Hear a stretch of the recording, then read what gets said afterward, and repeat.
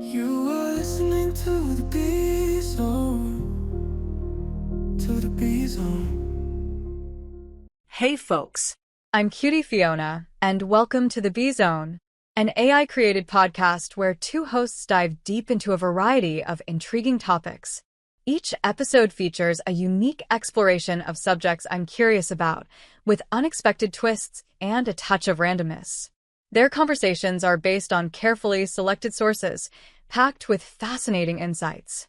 So, stay tuned, and now let's dive in.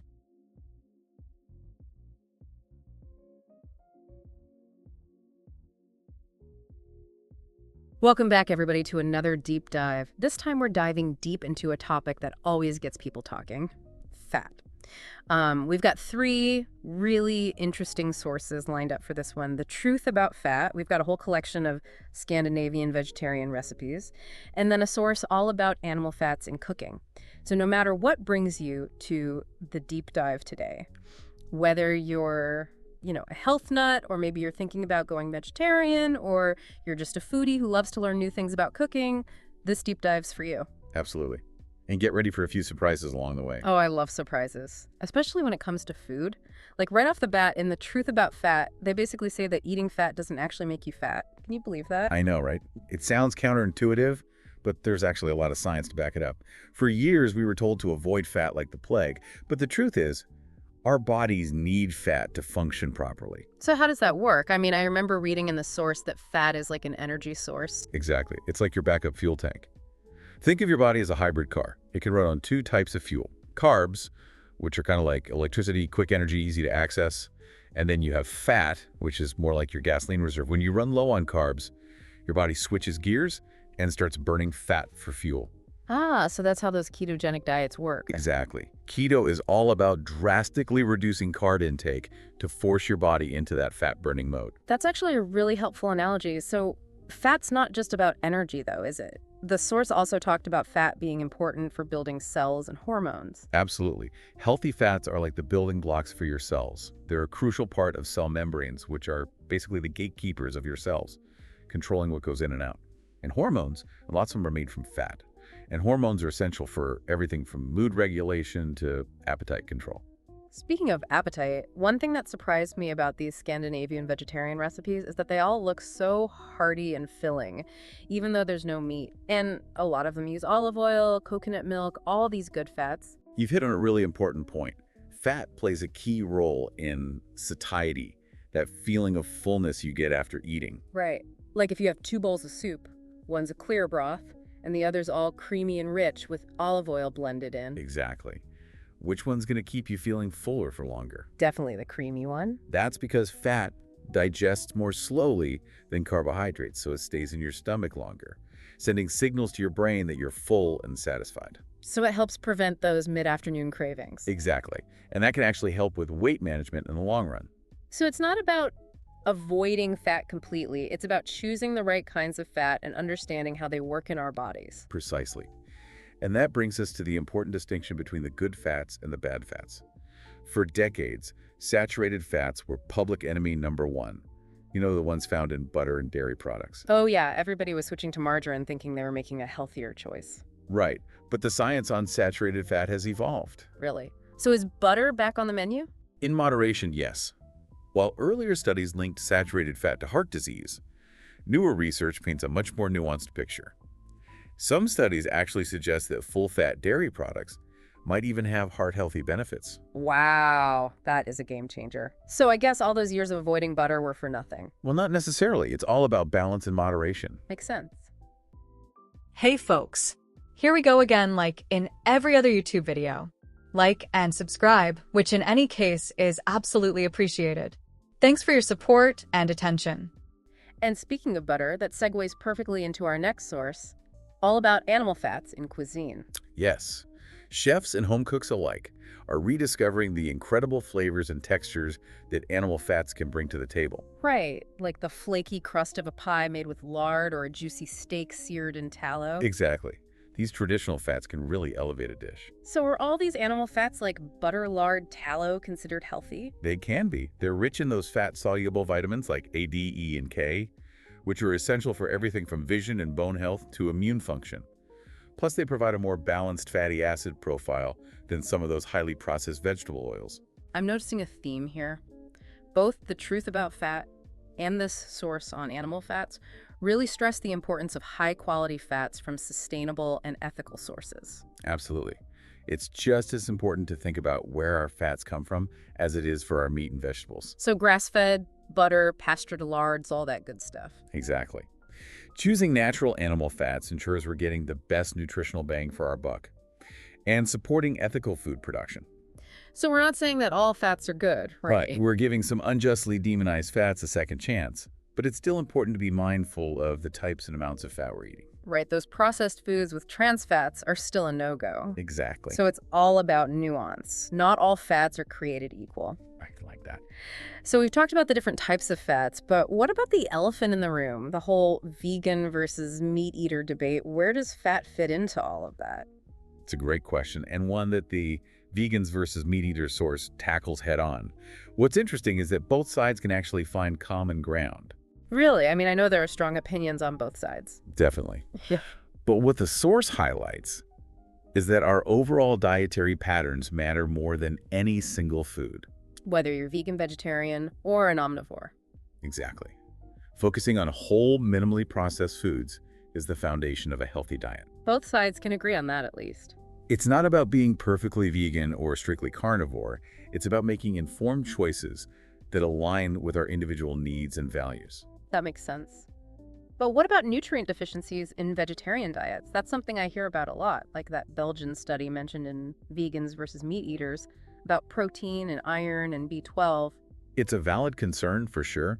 Plant-based diets can be incredibly healthy, but it's important to be mindful of certain nutrients that might be harder to get from plants alone. Like looking at these Scandinavian recipes, I see lots of lentils and beans and leafy greens. Exactly. Those are all excellent plant-based sources of protein and iron. So it's totally possible to get all the nutrients you need on a vegetarian diet. With a little planning, absolutely. So for listeners who are thinking about going more plant-based, what's the main takeaway? Be aware and make smart choices. Incorporate plenty of nutrient-dense plant sources, and if needed, consider supplements to fill in any gaps. Got it. Now, beyond the nutrition side of things, Vegans versus Meat Eaters also talks about the environmental impact of different diets. Things seem to get a bit more complicated there. Yeah, the environmental piece is definitely a complex issue. There's no denying that meat production, especially industrial farming, has a big environmental footprint. But even reducing meat consumption to just one meal a day could have a significant positive impact. Exactly. It's not about everyone going vegan overnight. It's about making gradual changes that are sustainable, both for our health and the planet. And that connects back to what we were talking about earlier about sourcing animal fats responsibly. If we choose to eat animal products, we should be mindful of where they come from. Absolutely. It's all about making mindful choices. Whether we're talking about fats, protein sources, or any other aspect of our diet. Well said. Wow, we've covered a lot of ground in this first part. We've debunked the myth that all fat is bad, explored the good fats and the bad fats, and even touched on the vegan versus meat eater debate. What a journey. And through it all, I think the key message is about balance awareness and making choices that align with our individual needs and values. Yeah. Which leads us to a pretty fascinating question. Ooh, I knew you had something up your sleeve. Don't tell me you're going to leave us hanging. I'll have to wait for part 2 to find out. We'll be right back to continue our exploration of the fascinating world of fats. Stay tuned. Okay, we're back, and I am so ready for that fascinating question you left us with. It sounded like you were going to challenge us to put all this fat knowledge into practice. That's exactly what I had in mind. We've spent all this time, debunking myths and talking about the different types of fats. But how do we actually apply this to our everyday lives? So here's the challenge. If you could dive into those Scandinavian vegetarian recipes with your newfound appreciation for fat, where would you start? That's a good question. Let me see. Okay, the creamy beaten potato soup is calling my name. I'm a sucker for a good hearty soup. And beets and potatoes with coconut milk sounds amazing. Excellent choice. And that recipe already uses olive oil and coconut milk, both great sources of healthy fats. But knowing what we know now, how would you approach the preparation differently? Well, first off, I'd be way more picky about my olive oil. I used to just grab whatever was cheapest, but now I know that not all olive oils are created equal. I'd go for a high-quality, cold-pressed extra virgin olive oil.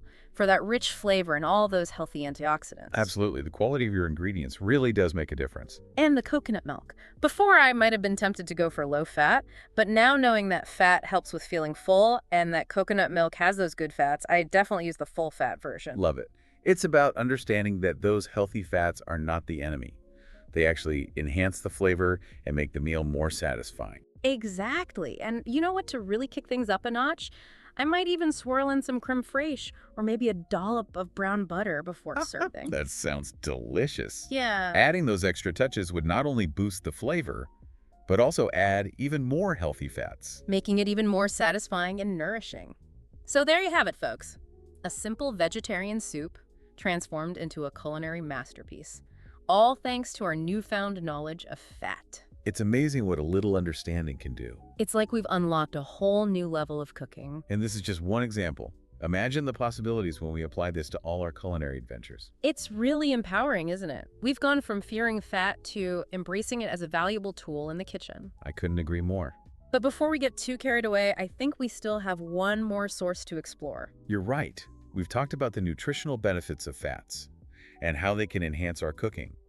But there's one more crucial aspect we need to address. Ooh, you're really keeping me on the edge of my seat here. What else is there to uncover about this fascinating world of fats? Well, that's a conversation for part 3.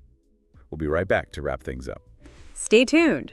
We're back for the final part of our deep dive, and I'm dying to know what this crucial aspect of fat is that we haven't talked about yet. Well, we've spent this whole episode, really turning the tables on how we think about fat. We've seen how it's not the dietary villain it's been made out to be, and how it actually plays a vital role in a healthy diet. But this shift in thinking brings up a really important question about the future of nutrition. Okay, yeah, what do you mean? Well, if we're going to embrace this, more nuanced view of fat, how do we actually change the way we talk about nutrition and public health? That's a really good point. I mean, for decades, the message has been fat-free is best.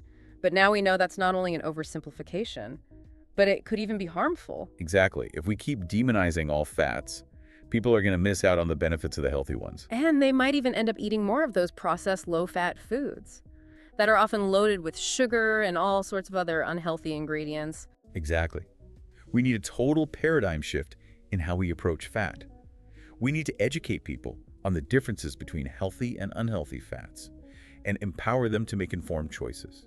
So it's not just about fat anymore. We need to be talking about, essential fatty acids, monounsaturated fats, polyunsaturated fats. I think you're absolutely right. It's about moving beyond those simplistic labels and really embraces the complexity of nutrition. It's almost like we need a fat rehab campaign to undo all the damage that's been done. I love that. Fat rehab. It's about rehabilitating the image of those healthy fats that have been so unfairly demonized and giving them the recognition they deserve. And maybe, just maybe, this shift in understanding can lead to a healthier and more delicious future for everyone. I couldn't agree more. By rediscovering the truth about fat, we're opening up a whole world of culinary possibilities and nutritional benefits. Well, that brings us to the end of our deep dive into the world of fats. I don't know about you, but I'm feeling a lot more knowledgeable and a lot less afraid of fat. Me too. And I hope our listeners feel the same way.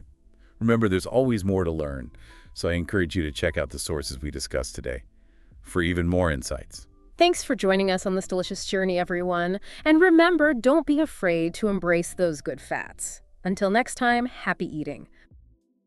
Well, guys, this was today's podcast about a variety of vegetarian food choices. Thank you for listening, and the next episode is already in the make. Take care, and all the best for you and your loved ones. See you soon.